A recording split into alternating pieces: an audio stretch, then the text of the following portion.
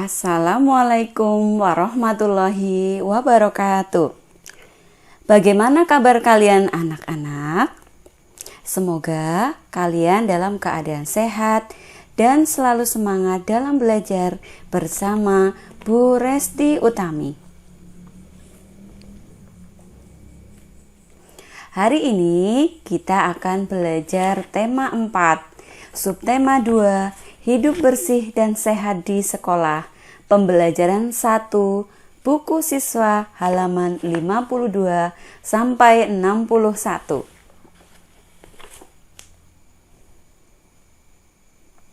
Tujuan pembelajaran 1. Siswa dapat menyebutkan isi teks yang dibacakan berkaitan dengan lingkungan sehat dengan bahasa lisan. 2. Siswa dapat menuliskan hasil pengamatan sederhana tentang lingkungan sehat dengan ejaan yang tepat. 3. Siswa dapat melakukan koordinasi gerak kepala, tangan, dan kaki dengan hitungan secara tepat.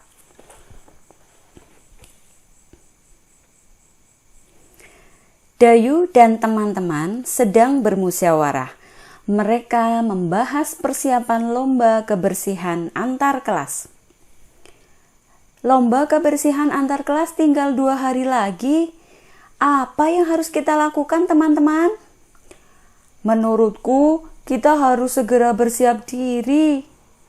Setuju, kita harus segera gotong royong.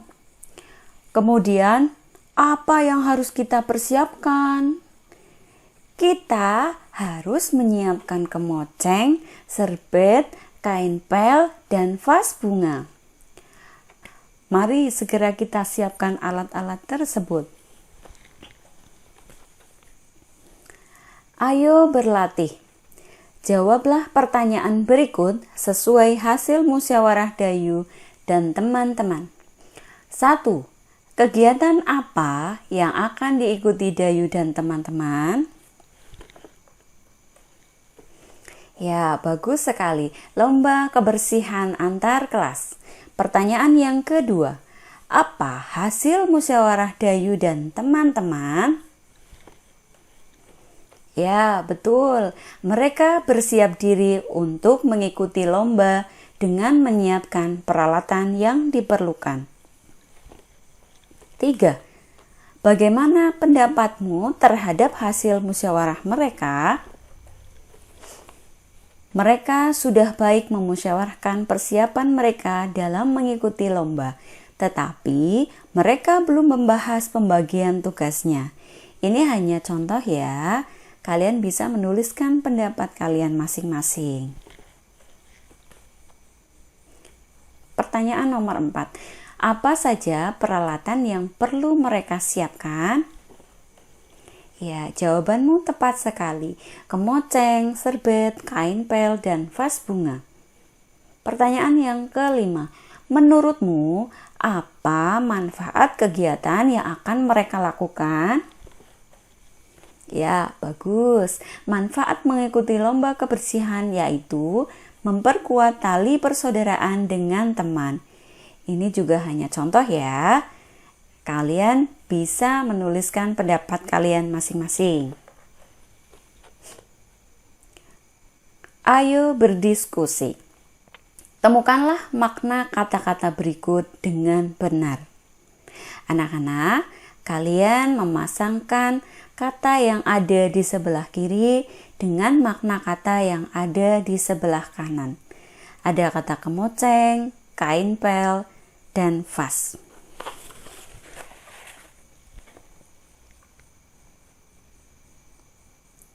Yang pertama, kemoceng. Kemoceng itu maknanya apa ya anak-anak? Kemoceng itu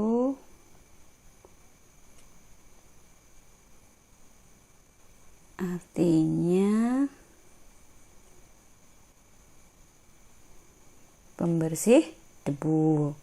Selanjutnya yang kedua, kain pel. Kain pel itu apa ya?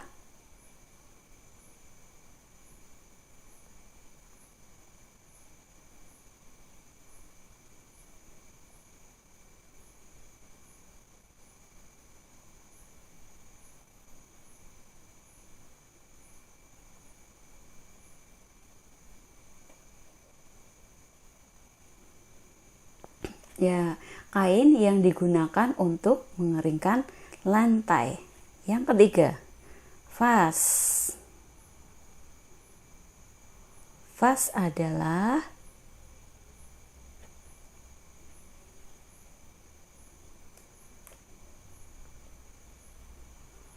tempat bunga.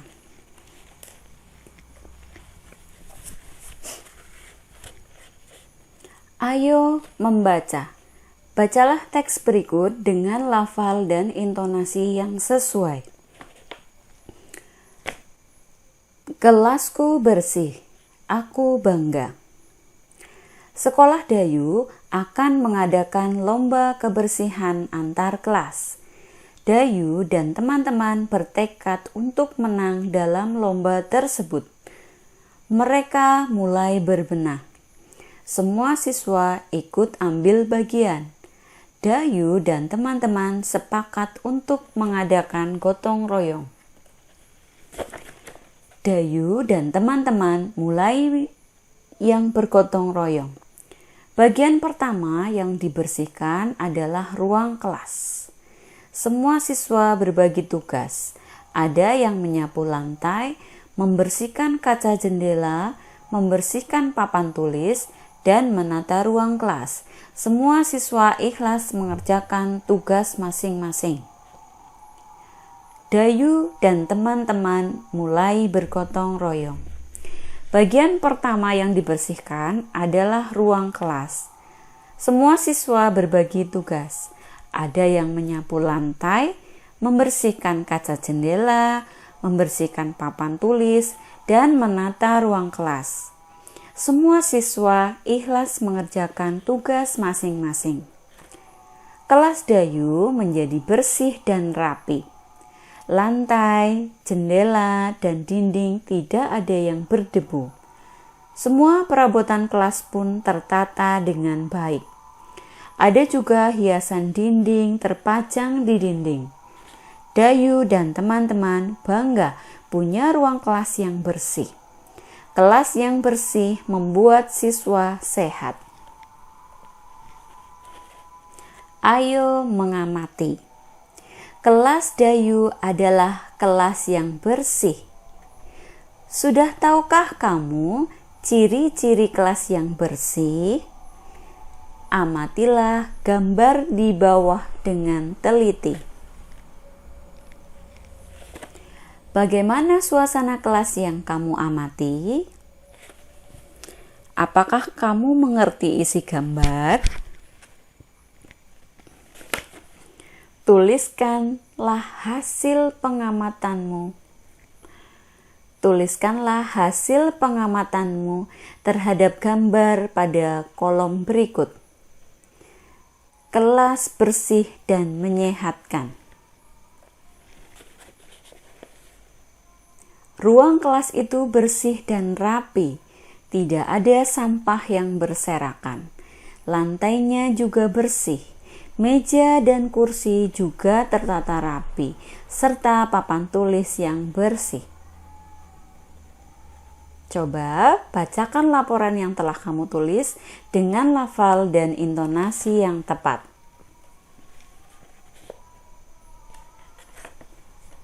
Ayo mengamati. Dayu dan teman-teman telah bergotong royong. Ada yang menyapu lantai, ada yang membersihkan kaca, ada juga yang menata kelas. Gerakan menyapu lantai dapat dibuat dalam bentuk tari. Perhatikan gambar berikut dengan teliti. Perhatikan temanmu memperagakan gerakan menyapu lantai. Perhatikan gerakan kepala temanmu. Perhatikan gerakan tangan temanmu. Perhatikan gerakan kaki temanmu. Tirukan gerakan menyapu lantai dalam bentuk tari seperti pada gambar berikut. Yang pertama, gerakan kepala. Kepala menengok ke samping. Gambar yang kedua, gambar tangan yang sedang memegang sapu. Gerakan tangan memegang sapu. digerakkan dari kanan ke kiri. Gerakan yang ketiga, gerakan kaki. Kaki disilangkan ke depan, kaki kanan disilangkan ke depan. Dapatkah kamu meniru gerakan tari di samping? Lakukan tanpa iringan musik terlebih dahulu. Jika sudah bisa, lakukan dengan iringan musik. Alat musik yang dapat digunakan misalnya gendang, rebana, tamborin, atau tifa.